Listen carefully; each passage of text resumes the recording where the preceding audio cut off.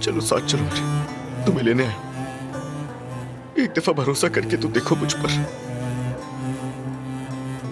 किया था। मेरी कोई गलती नहीं है, मैं सब कुछ समझाने के लिए तैयार हूं, मेरी गलती नहीं है।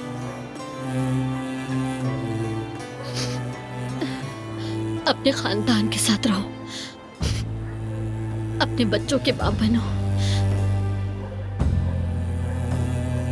हामिद, मैंने तुम्हें आजाद कर दिया, तुम भी मुझे आजाद कर दो। सुहा, खुदा के लिए मत जाओ, मैं मर जाऊंगा तुम्हारे बगैर।